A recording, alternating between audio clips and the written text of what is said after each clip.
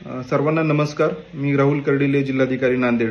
काल रात्रीपासून नांदेड जिल्ह्यामध्ये अतिवृष्टी मोठ्या प्रमाणावर झालेली आहे.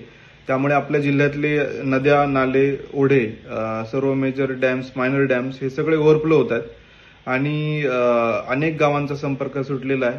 अनेक गावांमध्ये पाणी शिरलेलं आहे आणि त्यामुळेच आम्ही खबरदारीचा इशारा म्हणून जिल्ह्यातील सर्व शाळांना सुट्टी दिलेली आहे. त्याचसोबत महाविद्यालय पातळीवर निर्णय घेण्याचा अधिकार त्या उपविभागीय अधिकाऱ्यांना आम्ही दिलेला आहे. माझं सर्व नांदेडकरांना आव्हान आहे की आपण कुठल्याही अतिआवश्यक कामाशिवाय घराबाहेर पडू नये.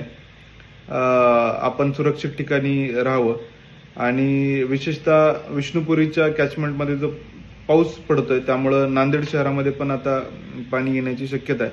त्यामुळे विशेषतः जे सखल भागातले नागरिक आहेत त्यांनी सुरक्षित ठिकाणी शिफ्ट व्हावं.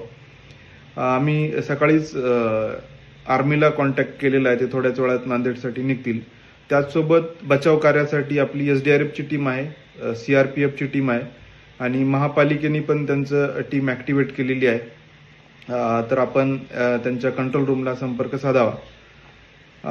सद्यस्थितीमध्ये निजाम सागरचा जो डिस्चार्ज आहे तो 2,20,000 वरून 1,67,000 केलाय, म्हणजे 53,000 कमी केलाय आणि पोचमपाडचा जो डिस्चार्ज आहे तो जवळजवळ 5,30,000 पर्यंत वाढवलेला आहे.